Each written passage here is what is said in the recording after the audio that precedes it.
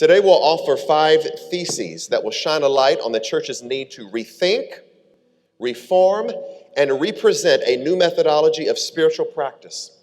The disclaimer is this: there is certainly a need to address many more social ills, both social and religious ills, economic disparities, systemic injustice.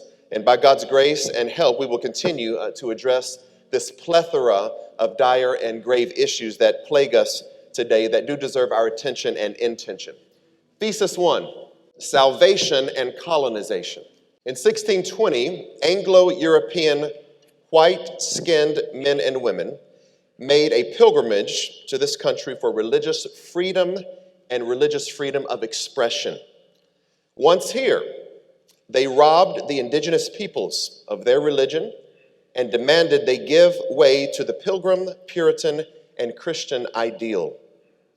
Ironically, those freeing for religious freedom and expression tore down totem poles and burned the indigenous people's images of the sun and moon, then replaced them with their symbols of Jesus and the cross.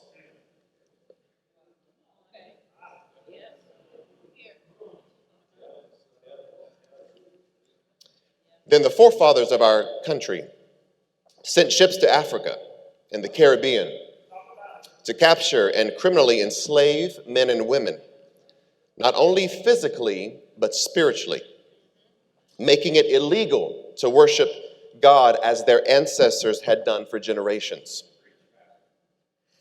Today, the Anglo-European American church, as well as many African American churches, under the disguise of biblical authority, evangelistic command and commission, endeavor to convert the world to Christianity while practicing a prostituted, salvific form of oppression and colonization.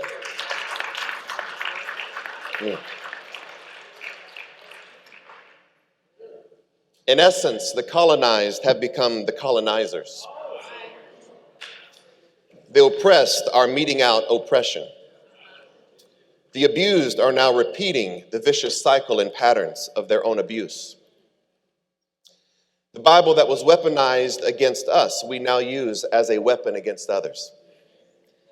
Soteriologically, salvifically, we must take a new look at the intrinsic connection between idealistic salvation and imperialistic colonization.